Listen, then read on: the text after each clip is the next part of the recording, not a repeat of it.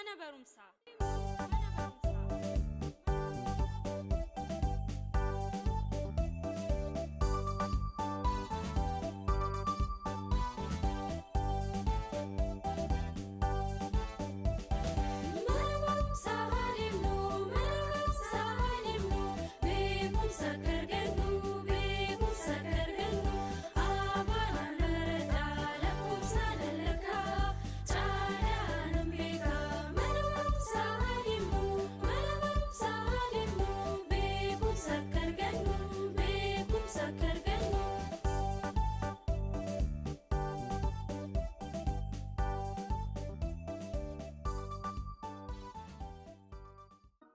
Akkami daawwattoota OBN Gaammee ani barattuu Galiilaa Maamush jedhama.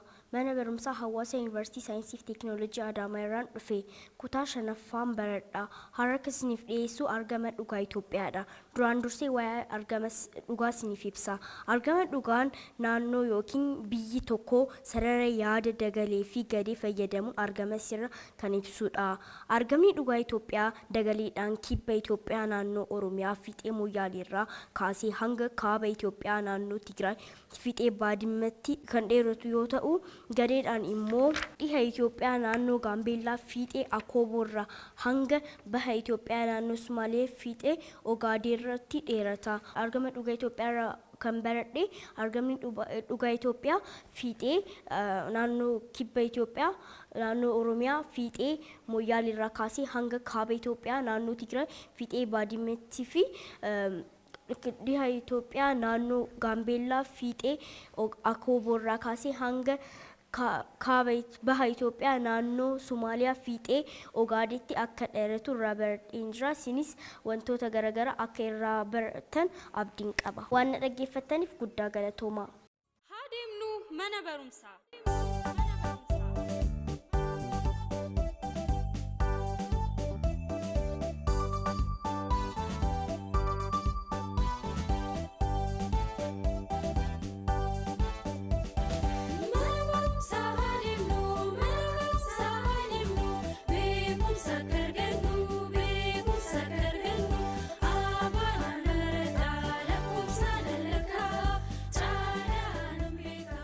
Maqaan koo Beekan Firuu jedhama. Kutaa 5ffaan baradha. Mana barumsaa Astuu Community School baradha. Amma kan isin dubbisu waa'ee Looreet Tsaggaayee Gabramadin. Looreet Tsaggaayee Gabramadin bara 1929 godina Shawaa Lixaa Aanaa Amboo ganda Boddaa Abbootti dhalate. Abbaan isaa obbo Gabramadin Qawweessaa fi haadha isaa Adde Fallaqach Daanyee jedhaman irraa dhalate. Barumsa sadarkaa 1ffaa fi 2ffaa mana barnoota Amboo Marga Hiwootitti barate. Bara 1949 kolleejii daldala Finfinnee seenuun dippiloomaan eebbifameera. Kana malees biyya Ameerikaatti barnoota seeraatiin digriidhaan eebbifameera. Sana booda kennaa ogbarruu qabuun hojii gurguddaa hojjechuun badhaasa adda addaa argateera. Looreet ta'es badhaasa addaa fudhate. Kanumaan wal qabatee sadarkaa addunyaatti beekamtii olaanaa gonfate. Waan dhaggeeffataniif guddaa galatoomaa. Wallaaluun haa ga'u.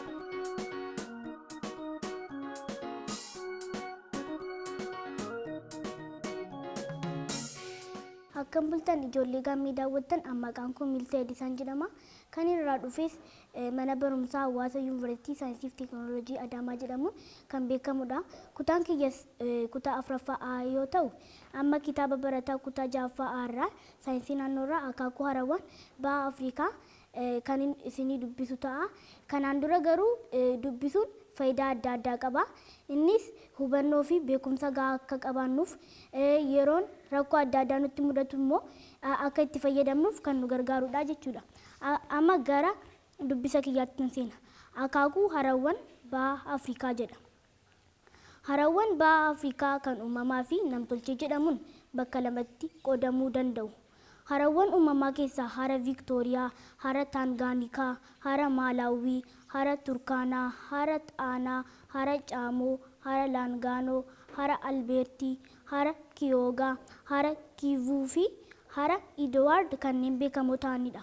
Harawwan namtolchee keessaa immoo hara Qooqaa, hara Malkaawwan Kennaa, hara Fincaa'aa akka fakkeenyaatti fudhachuun ni danda'ama. Harawwan baha Afrikaa hedduu isaanii sulula qinxamaa naannoo kana qaxxaamuree kan darbu keessatti argamu. Harawwan sulula qinxamaa keessatti argaman keessaa isaan gurguddoon kanneen akka hara Viiktooriyaa, hara Maalaawii, hara Taangaanikaa, hara Kiivuu, hara Asaalii, hara Albeertii, hara Turkaanaa, hara Abijataa fi kanneen kana fakkaatanidha jechuudha. Kanarraa immoo kan hubannu baha Afrikaa warri jedhaman kanneen akka Itoophiyaa, Somaaliyaa, Jibuutii fi warreen kanneen kana fakkaatan haroo gurguddoo akka qaban yoo qarshiidha illee miidhamnoo taane qabeenya uumamaan kan badhaafamne ta'uu keenya boonoo akka qabnudha. Waan dhaggeeffataniif guddaa galatooma. Mana barumsaa.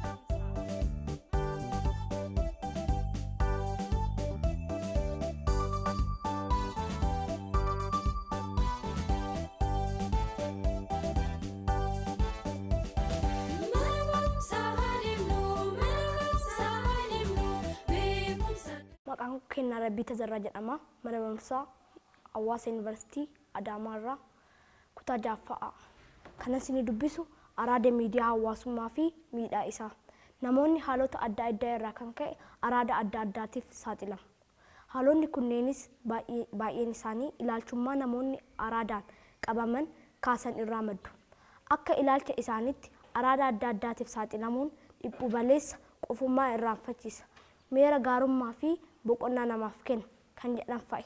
Kanarraa kan ka'e namoonni araada adda addaa kanneen akka tumboo xuuxuu, dhugaatii alkoolii, qoricha sammuu namaa adochu fayyadamuu, jimaa qama'uu, miidiyaa hawaasaa fi kana fakkaataniif saaxilamu. Wantoota araada namatti ta'an kanneen keessaa kan irra caalaatti dargaggoota biratti mul'atu araada miidiyaa hawaasaa akka fakkeenyaatti ilaaluun ni danda'ama. Akkuma dhugaatii alkoolii, tumboo xuuxuu fi jimaa qama'uu miidiyaan hawaasaas araadaaf nama saaxila.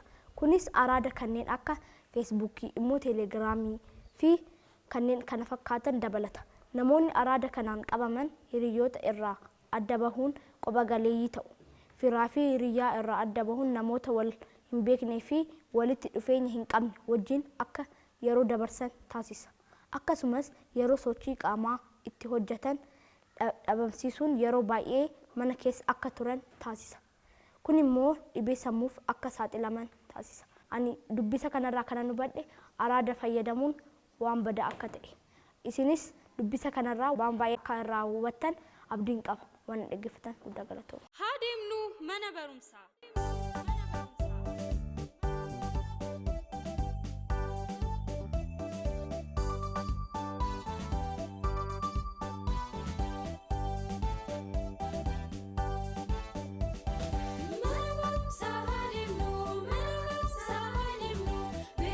Kam jirtu barattoota, maqaan koo Milaalaa Waaqjiraa jedhama. Kutaa 5ffaarraan dhufe amma kan isin dubbisu waa'ee maatiidha.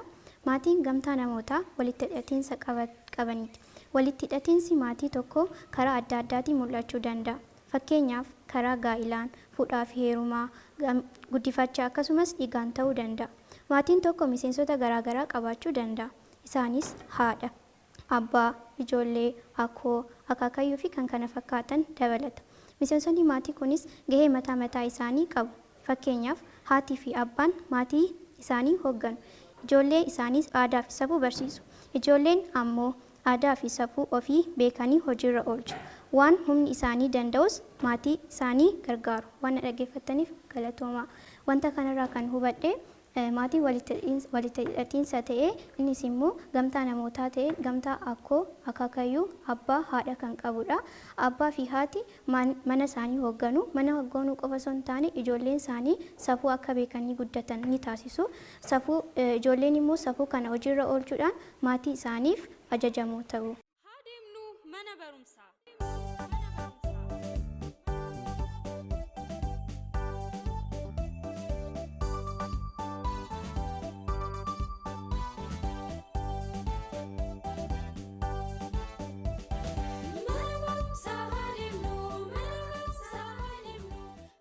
Maqaan kiyya barsiisaa Shumii Tufaan jedhama. Barsiisaa mana barumsaa Hawaasa Saayinsii fi Yuunivarsiitii Teekinooloojii Adaamaati. Ergaan waa'ee dubbisuu jedhu dubbisuun dandeettiiwwan afaanii arfan keessaa isa tokkodha. Dandeettiiwwan afaanii arfan kun bakka lamatti qoodamu. warra ergaa dabarsanii fi ergaa fudhatoo jechuudhaan bakka lamatti qoonnaa. Isaan keessaa dubbisuun ergaa fudhachuudhaaf. Dubbisuu jechuun mallattoolee barreessaan mallattoo qubeewwanii fayyadamuudhaan waraqaa irratti barreesse yaaddachuuf, xinxaaluuf gara sammuutti fudhachuu jechuudha. Kanaaf namni tokko dubbise yoo jedhame yoo yaadicha dubbisaa sanaan morme yookaan jaalate yookaan dubbii ijoo dubbisicha sanaa yoo qabachuu fudhachuu danda'edha.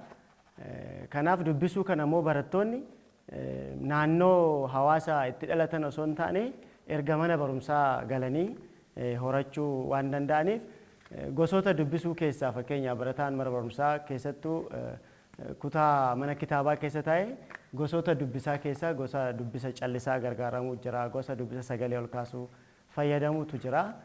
Kanaaf dubbisuun dandeettiiwwan afaanii arfan keessaa isa ijoodha jechuudha. Ijoollee barattoonni isinis barnoota keessan qayyabachuuf keessattuu wayitii qormaataa dandeettiiwwan afaanii arfan kana keessaa dubbisuutti waan fayyadamtaniif dubbisuu shaakaluu jechoota qubeeffame bakka jabaatutti bakka laafutti seerota dubbisaa eeguudhaan dubbisuu akka qabdan isiniin jedha. Waan dhaggeeffataniif galatoomaa nagaan haa ta'u.